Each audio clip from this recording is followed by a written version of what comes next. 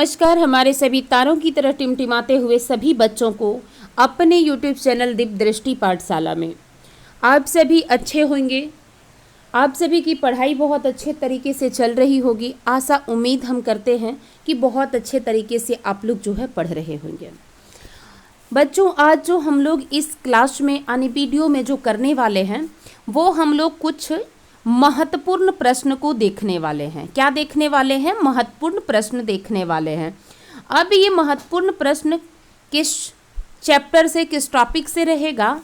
तो हम लोग जैसा कि पिछले क्लास में पढ़ चुके हैं, जीव जनन कैसे करते हैं, यही हम लोग टॉपिक्स पढ़े थे ना। क्लास 10th जो झारखंड बोर्ड 2025 में देने वाले हैं, उसके लिए यह क्लास जो है ये बहुत ही इम्पोर्टेंट होगा। ठीक है, तो ये जो हम लोग जीव जनन कैसे करते हैं क्लास जो दिए हैं, उसमें आप सबों को 4 क्लास दिया गया है। ठीक है, और 4 क्लास में जीव जनन कैसे करते हैं ये संपूर्ण जो है आप लोगों को क्लास दिया गया है। अगर आप नहीं देखे हैं तो पहले आप प्लेलिस्ट में जाइएगा, यूट्यूब चैनल दीप दृष्टि पाठशाला सर्च करके आप कहाँ जाएंगे? प्लेलिस्ट में जाएंगे। प्लेलिस्ट में आपको 10th क्लास लिखा हुआ होगा, उस पर आप क्लिक करेंगे, आपको सारे वीडियो वहाँ पे बैक टू बैक मिलते चले जाएंगे। ठीक है, तो चलिए हम लोग स्टार्ट करते हैं क्लास को।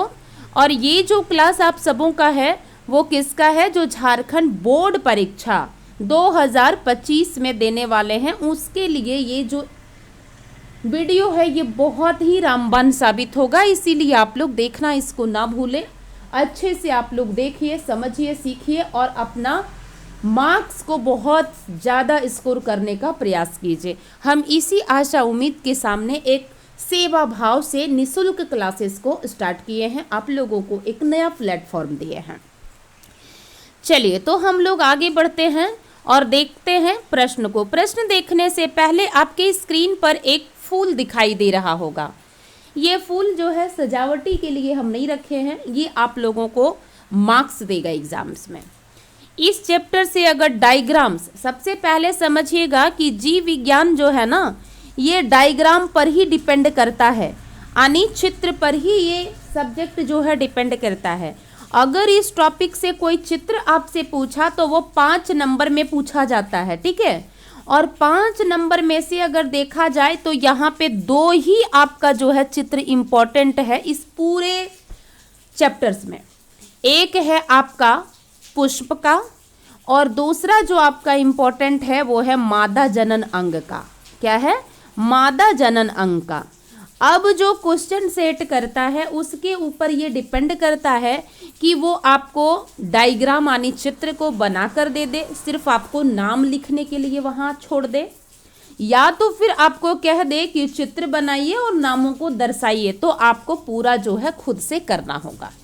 आई होप यहाँ तक आप सबों को समझ में आया होगा। अगर समझ में ना आए तो ज़रूर कमेंट बॉक्स में आप कमेंट्स कीजिएगा और थोड़ा वीडियो को लाइक और सब्सक्राइब भी कीजिए, ताकि अगला बच्चा जो है वो लाइक और सब्सक्राइब को देखकर वो मोटिवेट हो और इस फ्री एजुकेशन का आनंद उठा सके, है ना। चलिए, क्योंकि कहा ही जाता है कि शिक्षा जितना आप बांटिएगा आपके अंदर उतना ही शिक्षा जो है ग्रो करेगा, है ना, ज्ञान का ग्रो होगा आपके अंदर। चलिए तो हम लोग आगे बढ़ते हैं, इस फ्लावर्स को हम लोग समझ लेते हैं।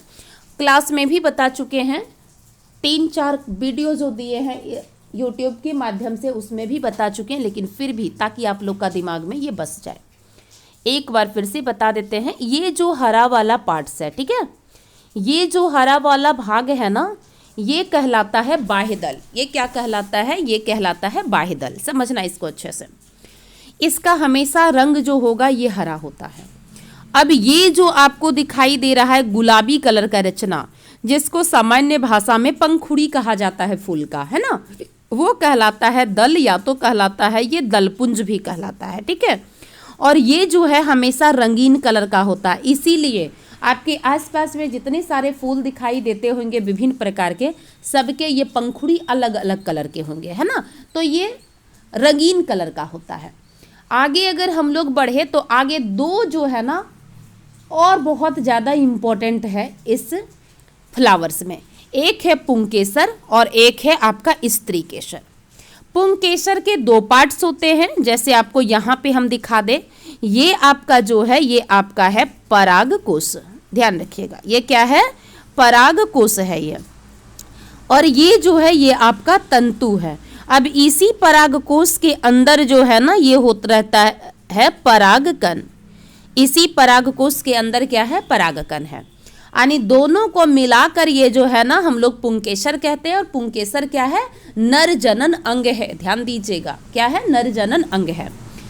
अब स्त्री केसर की बात करें तो स्त्री केसर क्या है, तो ये मादा जनन अंग है, और इसके 3 भाग होते हैं, वर्तिकाग्र, वर्तिका और अंडाशय होता है ना।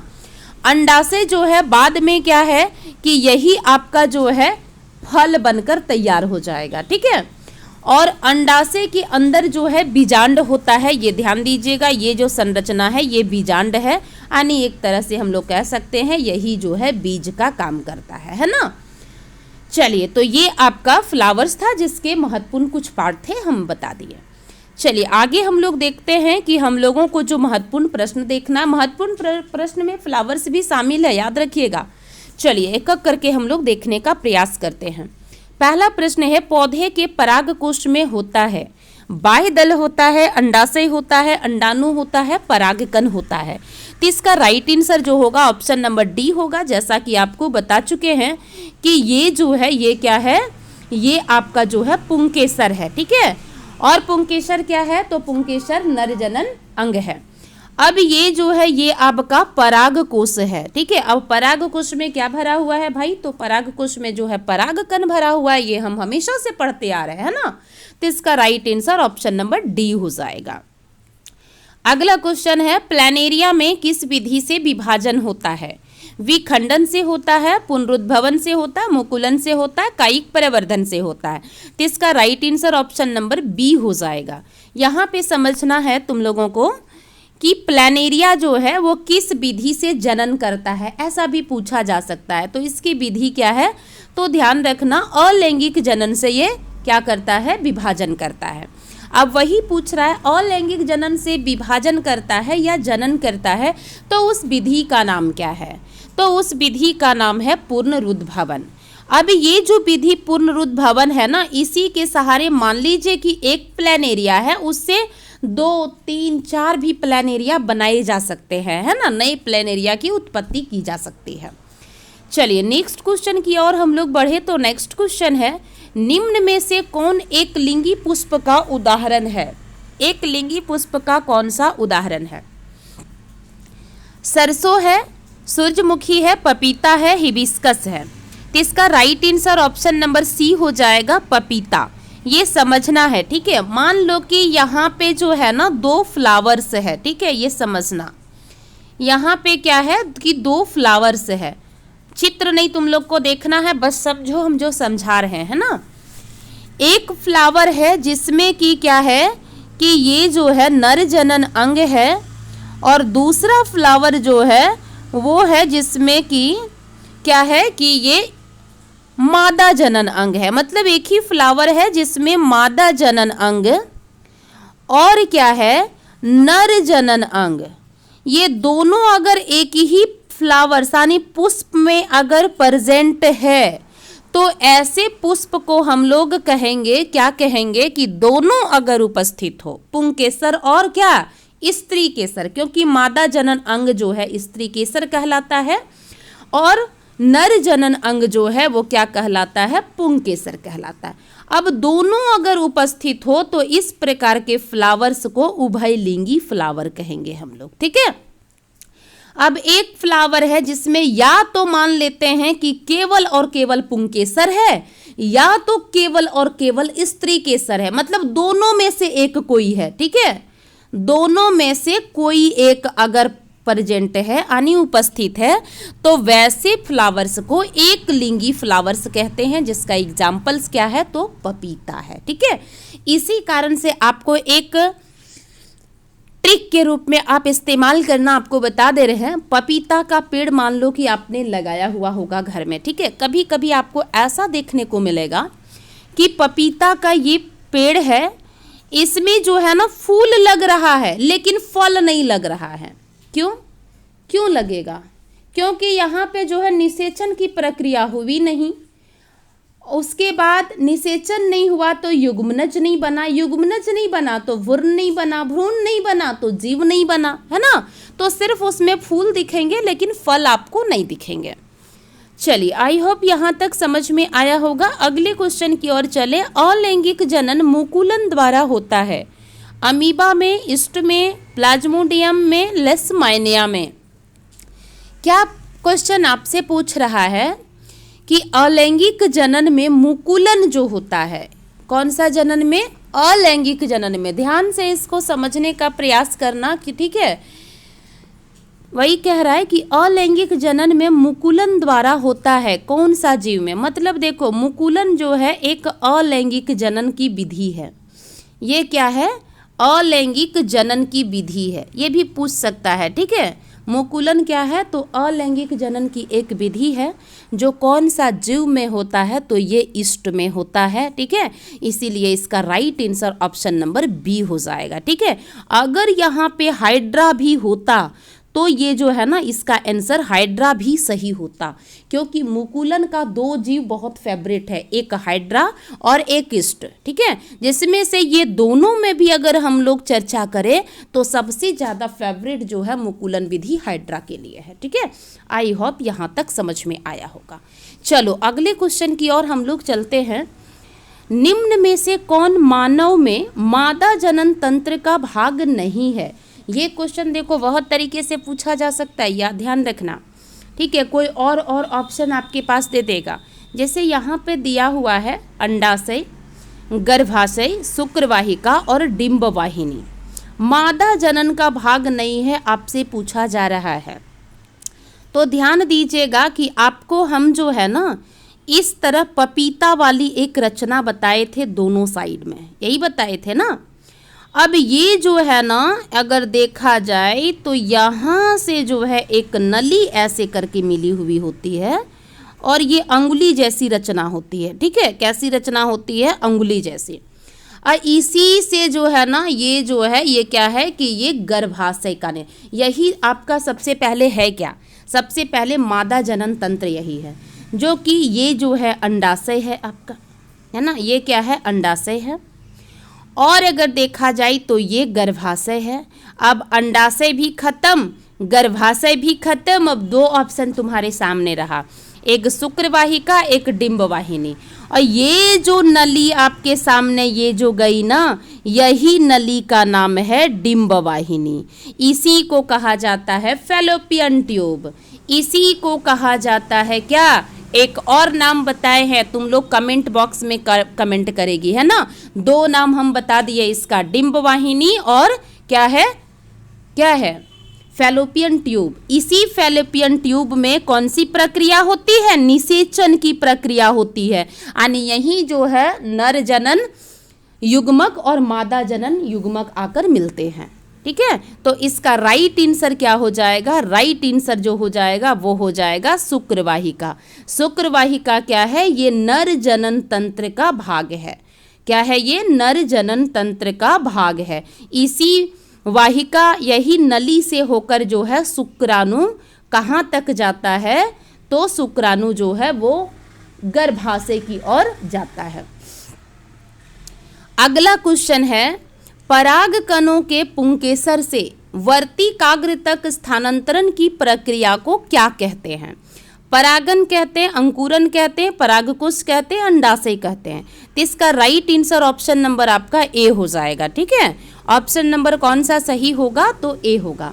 जैसे यहाँ पे समझिएगा, आपको हम पहले ही बता चुके हैं कि ये जो है क्या है, ये जो है ये क्या है, ये जो है क्या है? स्त्री केसर है। अब स्त्री केसर के तीन भाग हैं, ठीक है।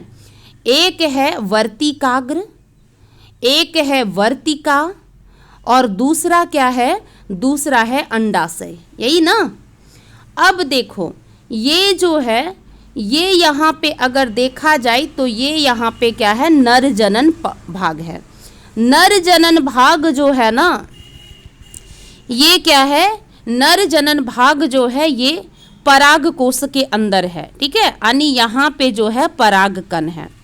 अब इस पराग कण का कहाँ पे आएगा, वर्तिकाग्र पर आएगा। ठीक है, इसी विधि को पूछा जा रहा है कि पराग कणों के पुंकेसर से, क्योंकि पुंकेसर ये टोटल कहलाएगा, है ना, पुंकेसर से वर्तिकाग्र तक स्थानांतरण मतलब पहुंचना, इस प्रक्रिया को क्या कहेंगे, तो इसी प्रक्रिया को हम लोग परागन कहते हैं।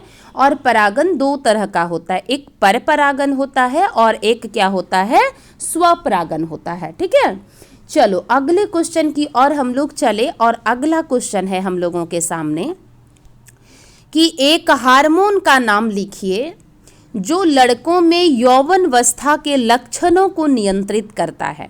प्रोजेस्टेरोन है, टेस्टोस्टेरोन है, थायरॉक्सिन है, एस्ट्रोजन है। ठीक है, तो इसमें ज़्यादा नहीं बताएंगे, क्योंकि जब हम लोग कंट्रोल, कोऑर्डिनेशन, नियंत्रक और समन्वय वाला चैप्टर पढ़ेंगे ना, तो वहाँ पे ये सारे हार्मोन्स को हम लोगों को पढ़ना है, इसलिए बस इस चैप्टर में जितना काम है उतना बता दे रहे हैं। ठीक है, क्या कह रहा है कि एक हार्मोन का नाम लिखिए जो लड़के में यौवन अवस्था को दर्शाता है। यानी जब भी कोई लड़का जो है ना युवा अवस्था में आता है तो उसके अंदर जो है ना हार्मोन्स का बदलाव होता है, हार्मोन्स में परिवर्तन होता है। ठीक है, तब वो क्या होता है कि उसके अंदर यौवनावस्था दिखता है। तो वो कौन सा हार्मोन है जो उसके यौवनावस्था के लक्षण को कंट्रोल करता है, तो इसका right answer option number B हो जाएगा, टेस्टोस्टेरोन।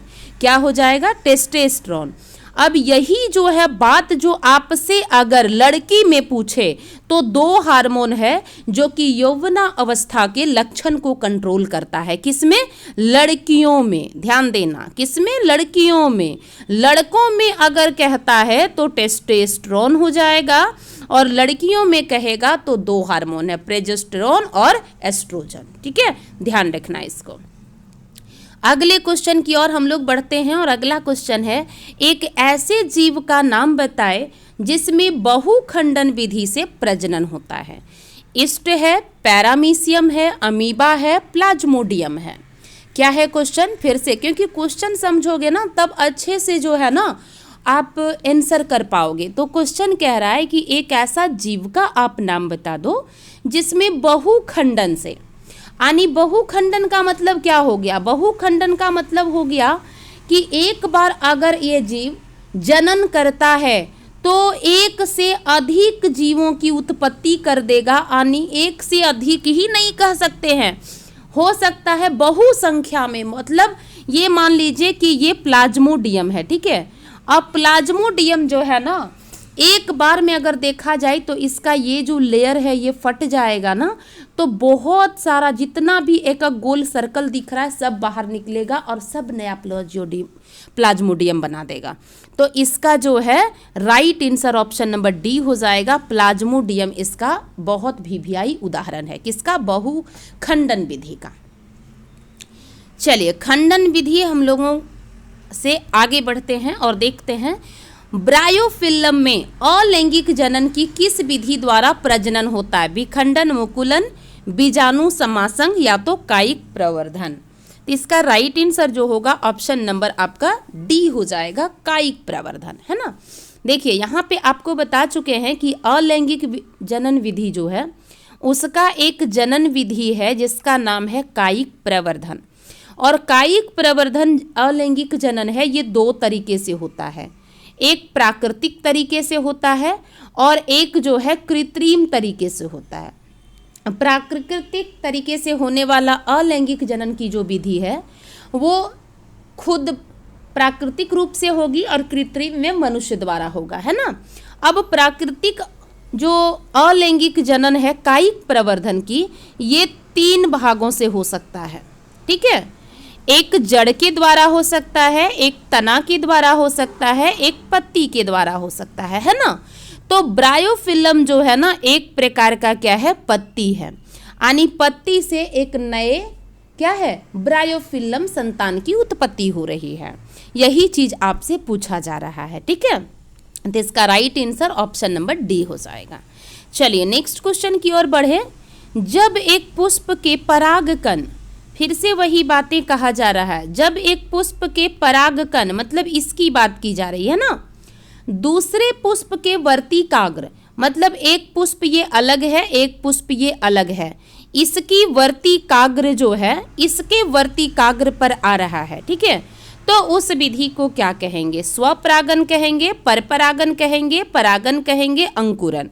तो सबसे पहले हम बता चुके हैं कि अगर सेम फूल पे, एक ही फूल पे अगर परागकण का वर्तिकाग्र तक पहुंचना होता है तो उसे हम लोग स्वपरागन कहते हैं, क्योंकि स्व का मतलब ही होता है खुद। और जब दूसरे फ्लावर पे ट्रांसफर हो तो उसको हम लोग क्या कहेंगे? उसको हम लोग परपरागन कहेंगे। इसीलिए इसका राइट आंसर क्या हो जाएगा? ऑप्शन नंबर जो है बी हो जाएगा, ठीक है।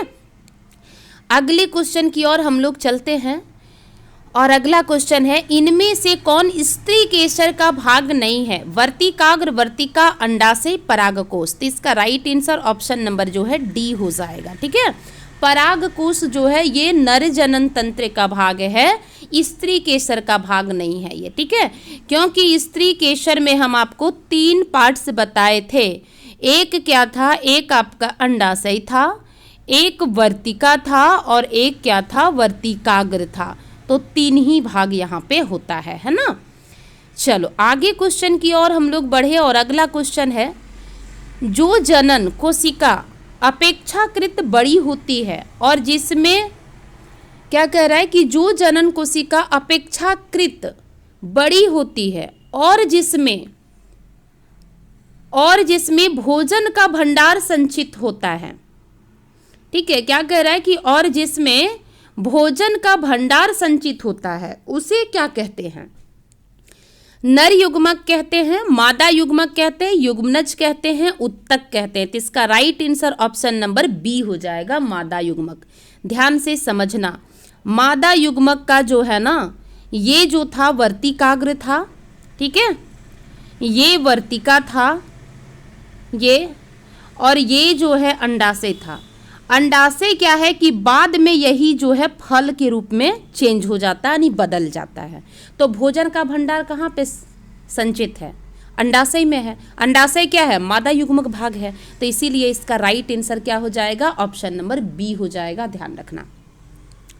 चलिए अगले क्वेश्चन की ओर हम लोग बढ़ते हैं और अगला क्वेश्चन है, जनन कोशिका अपेक्षाकृत बड़ी होती है। अच्छा ये क्वेश्चन रिपीट हो गया है, ठीक है। चलो आगे क्वेश्चन की ओर हम लोग बढ़ते हैं। अगला क्वेश्चन है, इनमें से कौन नर जनन तंत्र का भाग नहीं है? शुक्राशय, शुक्रवाहिनी, शुक्राशय, वृषण और गर्भाशय। नर जनन तंत्र का भाग जो आप सबों को हम बताए हैं वो बता चुके हैं कि शुक्राशय, शुक्रवाहिनी और वृषण, ये तीनों जो है ये क्या है? ये नर जनन तंत्र का भाग है। गर्भाशय जो है वो किसका भाग है? तो गर्भाशय जो है वो मादा जनन तंत्र का भाग है। चलो नेक्स्ट क्वेश्चन की ओर बढ़े हम लोग और नेक्स्ट क्वेश्चन 2 नंबर का लिखने वाला क्वेश्चन को हम लोग दिए हैं। उतना तक तो क्या था? ऑब्जेक्टिव क्वेश्चन था, ठीक है। जो हमको इम्पोर्टेंट लगा वो अपने एक्सपीरियंस की तरफ से तुम लोगों को दे रहे हैं।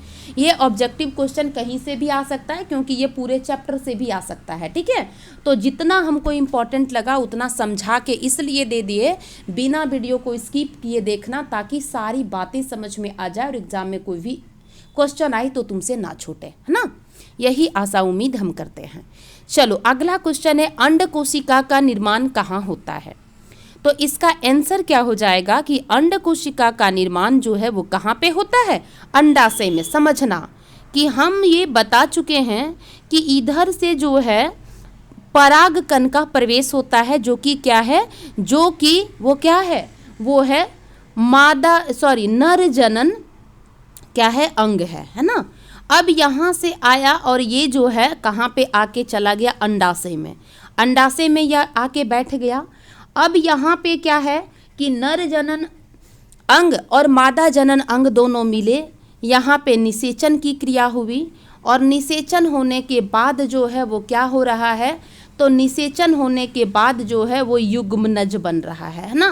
क्या बन रहा है? युग्मनज बन रहा है। युग्मनज आगे विकसित करके भ्रूण बन रहा है और भ्रूण आगे विकसित करके फिर क्या बन रहा है? जीव बन जा रहा है।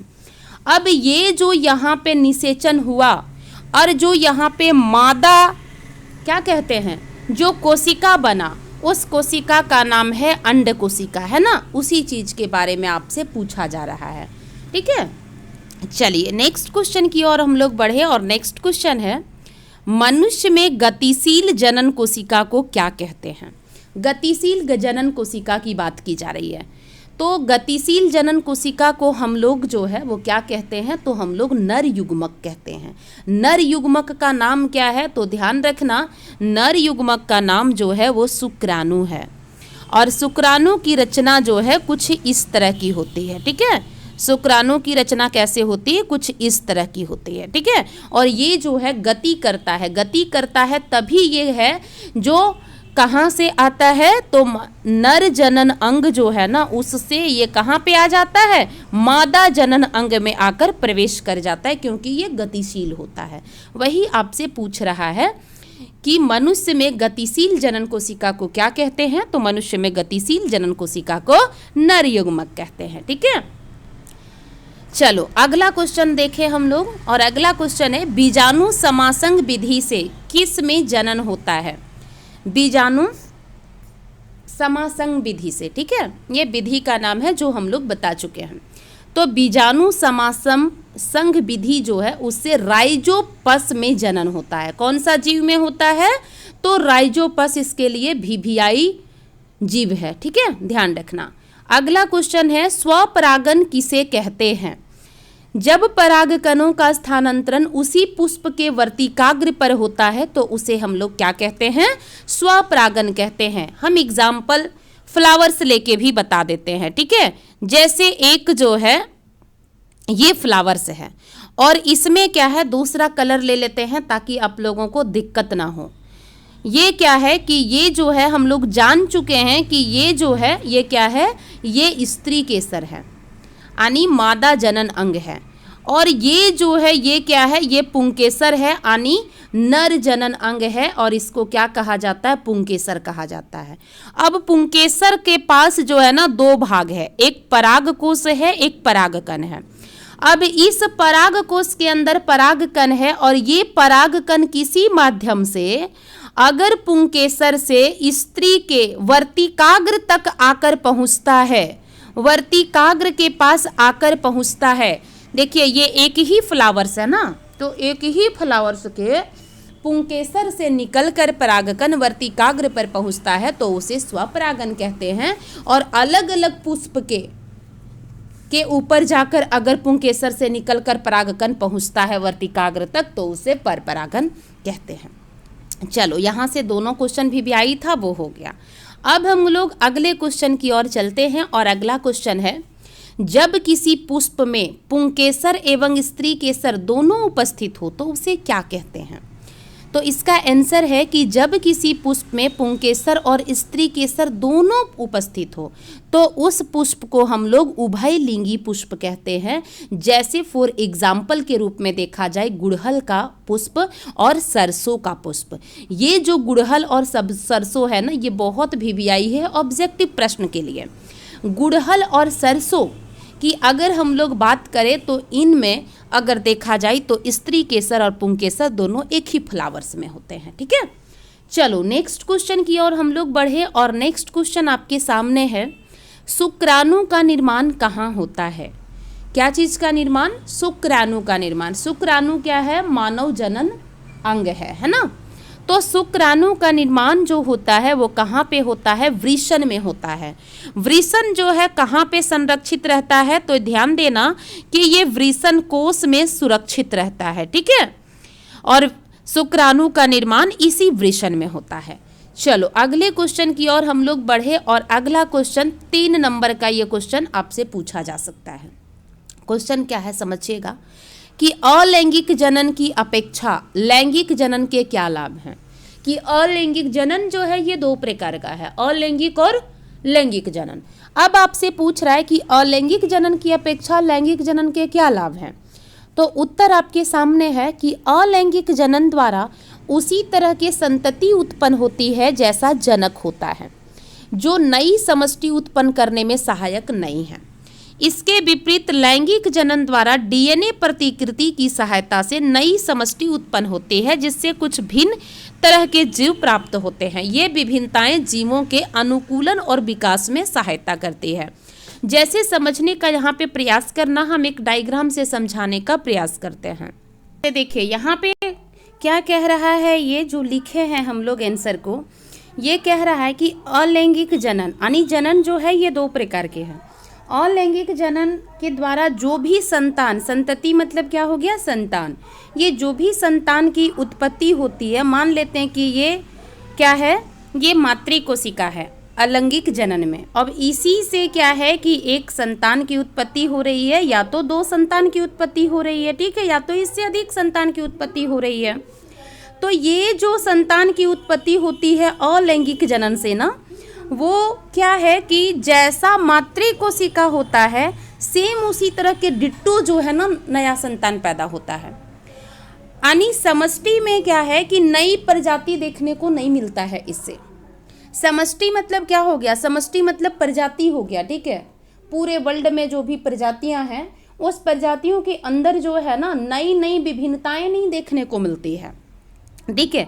जैसा जनक होता यानी पेरेंट्स होता है, मातृ कोशिका होती, वैसा ही संतान होता है, ठीक है। अब ये जो है कि नई नई अगर देखा जाए तो विभिन्नताएं जो नहीं दिखाती है प्रजाति में, जिसके कारण जो पारिस्थितिकी तंत्र है ना वो क्या है कि ज़्यादा जो है कुछ ग्रो नहीं कर पाता है। आगे अगर हम लोग यही बात लैंगिक जनन की करें, इसके विपरीत, तो लैंगिक जनन में क्या होता है, डीएनए प्रतिकृति बनता है, डीएनए की कॉपी होती। प्रतिकृति मतलब समझना डीएनए का फोटोकॉपी, ठीक है। मान लेते हैं एक डीएनए है, इसकी फोटोकॉपी होके दो डीएनए बन गई। अब डीएनए प्रतिकृति की सहायता से नई समष्टि उत्पन्न होती, मतलब नई प्रजाति जीव देखने को नई तरह से मिलेंगे, जिसमें कुछ भिन्न तरह के जीव प्राप्त होते हैं। और ये जो विभिन्नताएं हैं जीवों में अनुकूलन और विकास में क्या करती है, सहायता करती, जिससे पारिस्थितिकी तंत्र जो है वो संतुलित होता है। अब देखो यहाँ पे क्या है कि लैंगिक जनन जब होगा तो एक माता एक पिता होंगे, दोनों की भागीदारी से संतान की उत्पत्ति होंगे। कुछ इनका डीएनए का गुण लेगा, कुछ इनके डीएनए का गुण लेगा, तो जाहिर सी बात है कि इसमें जो है कुछ विभिन्नताएं देखने को हमको मिलेगी, है ना। तो वही चीज़ को यहाँ पे बोला जा रहा है, इसीलिए अलैंगिक जनन की अपेक्षा लैंगिक जनन जो है अधिक लाभकारी है। नेक्स्ट क्वेश्चन की ओर चले, और नेक्स्ट क्वेश्चन है हम लोगों के सामने, गर्भ निरोधन की विभिन्न विधियां कौन सी है। तो गर्भ निरोधन जो है उसकी मेन देखा जाए तो 4 विधियां हैं आपके सामने। पहली विधि है आंतरिक विधि, जिसको भौतिक विधि भी कहा जाता है, यानी आंतरिक भौतिक अवरोध विधि है, ठीक है। बता चुके हैं सबका डिटेल्स, देख लीजिएगा आप लोग एक बार सारे वीडियो को। एक रासायनिक विधि है, रासायनिक विधि में क्या होता है कि गर्भ को रोकने के लिए दवाइयाँ ली जाती है, ठीक है, ध्यान रखिएगा। अगला है शल्य चिकित्सा विधि, और आगे अगर हम लोग जाएं तो अंतरा गर्भाशय है, ठीक है, यानी गर्भ के अंदर कुछ ऐसा अंत्र को हम जाके स्थापित कर दे ताकि शुक्राणु मिल ना सके। नहीं मिलेगा तो निषेचन नहीं होगा, निषेचन नहीं होगा तो युग्मनज नहीं बनेगा, युग्मनज नहीं बनेगा तो भ्रूण नहीं बनेगा, भ्रूण नहीं बनेगा तो नया जीव नहीं बनेगा। तो गर्भ को रोक दिया गया है ना। चलिए तो नेक्स्ट क्वेश्चन की ओर बढ़िए, और नेक्स्ट क्वेश्चन है हम लोगों का, एक कोशिक एवं बहुकोशिक जीवों में जनन पद्धति में क्या अंतर है, ठीक है। आप जो है ना लाइन वाइज ऐसे करके एक कोशिक जीवों में जनन पद्धति और बहुकोशिक में लिख सकते हैं, ठीक है, लेकिन ये 3 नंबर से ज़्यादा में नहीं आता। आप चाहे तो पॉइंट वाइज भी लिख सकते हैं, चाहे तो ऐसे भी लिख सकते हैं। क्या कह रहा है समझिएगा कि एक कोशिक जीवों में जनन सामान्यतः अलैंगिक जनन द्वारा होता है। एक कोशिकीय जीव जो होता है, यानी एक कोशिकीय जीव मतलब जिसकी शरीर जो है एक कोशिका से बना हो, उसमें जो जनन होगा ना वो कैसे होता है, तो अलैंगिक जनन के द्वारा होता है। और इसकी निम्न विधियां हैं, जैसे द्विखंडन हो गया, बहुखंडन, मुकुलन है, समसूत्री विभाजन है, असमसूत्री विभाजन है आदि। और ये जो होता है जनन, इसमें एकल पैतृक होता है, मतलब एक ही जनक भाग लेते हैं। क्या होता है, एक ही जनक भाग लेते हैं। तो 3 पॉइंट तो यहीं से हो गया, ठीक है। अगला जो है बहुकोशिकीय जीवों में अधिकतर लैंगिक जनन होता है। 99% बहुकोशिकीय जीव में क्या होता है, लैंगिक जनन होता है, ठीक है। यह द्विपैतृक होता है। द्विपैतृक मतलब यहाँ पे 2 पेरेंट्स की भागीदारी से एक संतान की उत्पत्ति होती है ना। इसमें क्या होता है, लैंगिक जनन में इसमें युग्मक बनते हैं, उनके संयोग करने की आवश्यकता, यानी दोनों पैतृक को संयोग करने की आवश्यकता पड़ती है। ठीक है, युग्मक बना, यानी नर जो है नर युग्मक बनाया, मादा जो है मादा युग्मक बनाया, ये दोनों संयोग होंगे और प्रक्रिया निषेचन कहलाएगी, और जो संरचना बनेगा युग्मनज बनेगा। ठीक है, उनमें युग्मों के बनने के लिए युग्मकों की जननी की आवश्यकता होती है। बिल्कुल सही बात है। तो ये जो है आपका 3-4 पॉइंट यहीं से निकल गया। अगला क्वेश्चन की ओर चले हम लोग, और अगला क्वेश्चन है, जनन किसी स्पीसीज की समष्टि के स्थायित्व में किस प्रकार सहायक है। समष्टि मतलब पूरी प्रजाति की बात कर रही है। ठीक है, तो समझिए, कहता है कि अपनी जनन क्षमता का उपयोग कर जीवों में समष्टि पारितंत्र में स्थान ग्रहण करते हैं। जनन के दौरान डीएनए प्रतिकृति का बनना जीव की शारीरिक संरचना एवं डिजाइन के लिए अत्यंत महत्वपूर्ण है, जो उसे विशिष्ट निकट के योग्य बनाती है। अतः किसी प्रजाति की समष्टि के स्थायित्व का संबंध जनन से ही है। हमें विभिन्न जीव इसलिए दृष्टिगोचर होते हैं क्योंकि वह जनन करते हैं।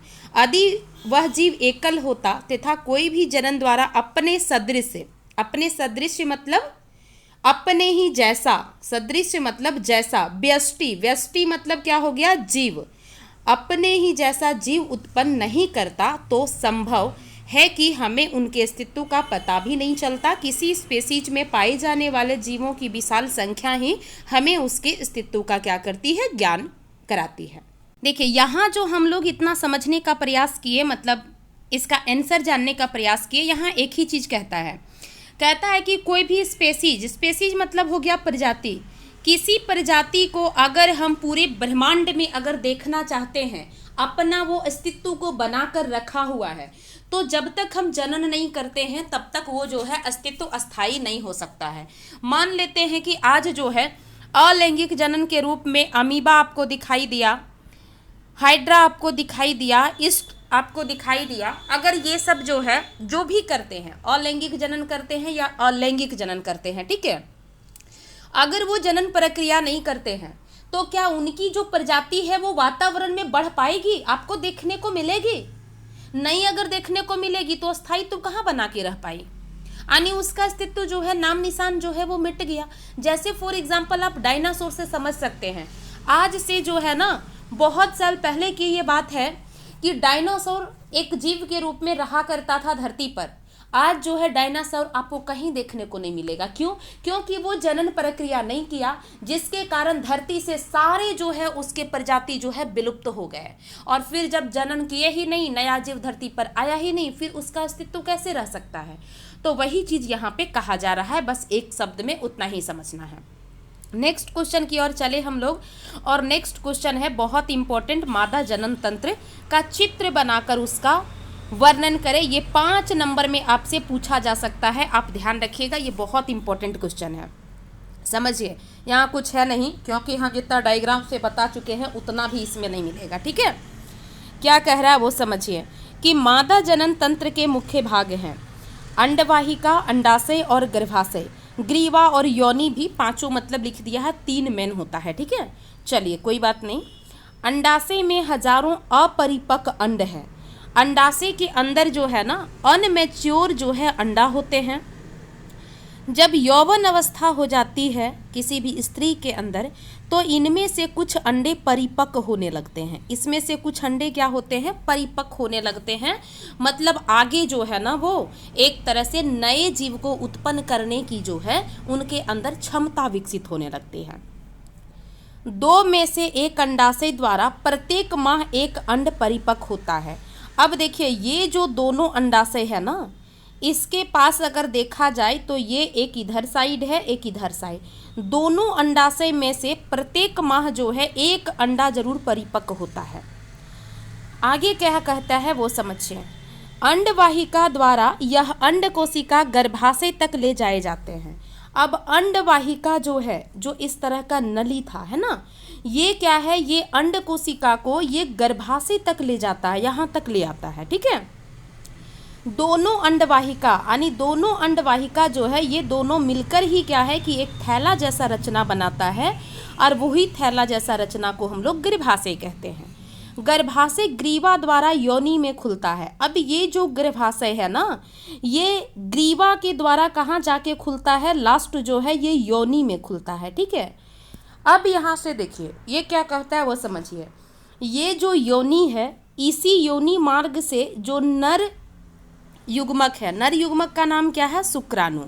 ये शुक्राणु इसी रास्ते से जो है ये गर्भाशय में प्रवेश करेगा, जहाँ से धीरे धीरे ये ऊपर की ओर यात्रा करके अंडवाहिका तक पहुँच जाएगा। कहाँ तक पहुँचेगा समझना, ठीक है, कहाँ तक ये पहुँचेगा तो ये आप सबों को बता चुके हैं कि ये जो है ये क्या है, ये अंडवाहिका है। ठीक है, अब ये शुक्राणु इसी अंडवाहिका नली तक पहुंच जाएगा, जहां अंड कोशिका इधर से जो निकला हुआ, ये अंडाशय से जो निकला हुआ अंड कोशिका है, इसके पास आकर मिलेगा, और जब दोनों मिलन होगा तो ये मिलकर क्या हो जाएगा, निषेचित हो जाएगा।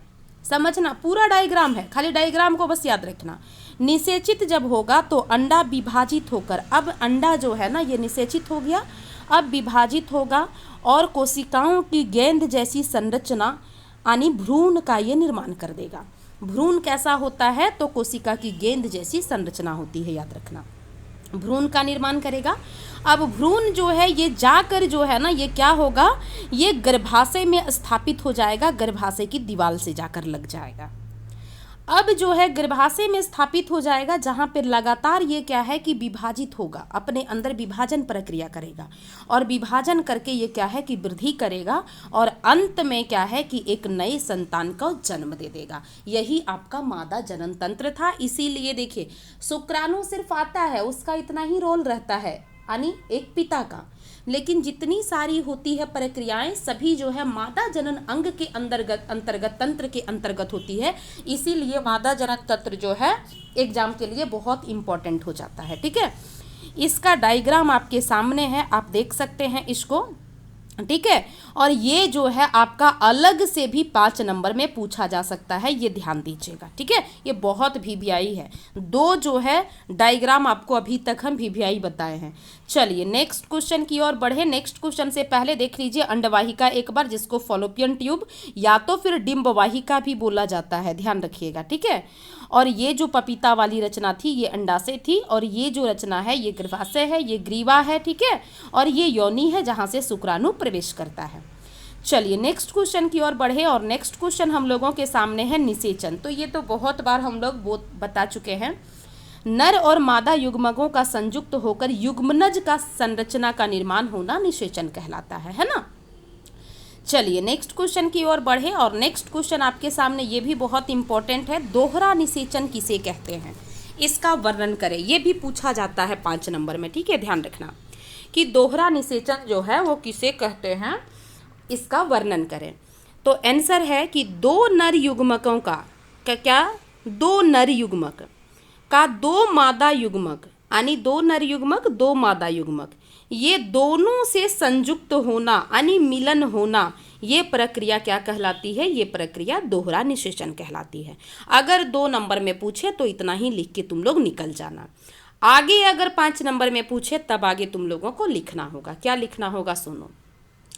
परागन क्रिया पूरी हो जाने के बाद, ठीक है, यानी परागकण वर्तिकाग्र तक पहुंच गया तो परागन की क्रिया पूरी हो गई। परागकण की क्रिया पूरी हो जाने के बाद वर्तिकाग्र पर पड़ा हुआ परागकण जो होता है, जो ये वर्तिकाग्र है, यहाँ पे आके जो परागकण बैठा हुआ रहता है, ठीक है, तो वो अंदर कैसे जाता है समझना। परागकण को वर्तिकाग्र के लसदार पदार्थ, मतलब चिपचिपा पदार्थ जो है वर्तिकाग्र छोड़ता है, वहाँ से स्रावित करता है। अब उसी चिपचिपा पदार्थ को ये जो परागकण है उसको सूंघ लेता है, और धीरे धीरे ये परागकण अंकुरित होने लगता है। जब ये अंकुरित होने लगता है तो अंकुरन के फलस्वरूप एक पराग नली ये बना लेता है। ठीक है, एक क्या है अंकुरन होता है, एक पराग नली बना लेता है इस टाइप का, जो वर्तिका में घुसती हुई अंडाशय तक पहुंचती है। जो क्या होता है कि यहाँ पे समझना, जो अंडाशय से घुसता हुआ, ठीक है, सॉरी, वर्तिका से घुसता हुआ अंडाशय तक ये पहुंच जाता है। अब कहता है कि परागकण का केंद्रक जो है, यानी न्यूक्लियस जो परागकण के अंदर है, वो विभाजित होता है, 2 नर युग्मक बना लेता है। विभाजित होकर क्या करता है, 2 नर युग्मक बना लेता है। जो पराग नलिका के साथ भीतर ही भीतर वो अंडाशय तक पहुंच जाता है। और फिर जब ये अंडाशय तक पहुंचता है तो ये नर युग्मक जो है अंडाशय में घुसते ही दो मादा युग्मक को क्या करता है, यानी दो मादा युग्मक से ये जाकर क्या होता है, मिलन करता है, यानी संयुक्त हो जाता है। इसी पूरी प्रक्रिया को हम लोग क्या कहते हैं, दोहरा निषेचन कहते हैं। ये आपका बता चुके हैं, ये VVI है, इसको ध्यान रखना है। चलो नेक्स्ट क्वेश्चन की ओर चले, और नेक्स्ट क्वेश्चन भी आपका जो है वो डायग्राम ही है, समझना इसको। ये कैसा डायग्राम है, तो वर्तिकाग्र पर परागकण का जो अंकुरन होता है उसका ये समझना, जो अभी तुम लोगों को हम बताए, ठीक है, कि ये जो है परागकण आकर यहाँ बैठा है, ये वर्तिकाग्र से कुछ जो है लसीला या तो चिपचिपा पदार्थ जो है छोड़ा जाता है, निस्रावित होता है। फिर परागकण जो है एक पराग नली के रूप में बना लेता है। यहाँ पे देखो ये जो मादा युग्मक है उससे जाकर ये मिल जाता है, ठीक है। अब मिलने के बाद क्या है, यहाँ पे दोनों का मिलन होता है, निषेचन होता है, फिर युग्मक बनता है, फिर वही जो प्रक्रिया बता चुके हैं भ्रूण है, जीव का निर्माण हो जाता है। तो ये भी डायग्राम पूछा जाता है, ये ध्यान देना। 3 डायग्राम इसमें है, आप लोग इसको बहुत अच्छे तरीके से देख लीजिएगा, क्योंकि ये सब जो है ना बहुत इंपॉर्टेंट है। आई होप आप लोग को समझ में आया होगा। अगर समझ में आया होगा तो थोड़ा सा जो है ना वीडियो को सिर्फ देखिए मत, स्वार्थी मत बनिए, थोड़ा सा लाइक सब्सक्राइब भी कीजिए, ताकि आगे जो है बच्चों तक, ये गरीब से गरीब बच्चों तक पहुंचाया जा सके इस शिक्षा को, ठीक है। चलिए, क्योंकि हम सेवा ही लक्ष्य के रूप में एक मुहिम को स्टार्ट किए हैं, उस मुहिम को आप लोग सफल कीजिए। चलिए, बहुत बहुत धन्यवाद आप सभी को, मिलते हैं अगले क्लास में, तब तक के लिए सभी को बाय बाय, टेक केयर।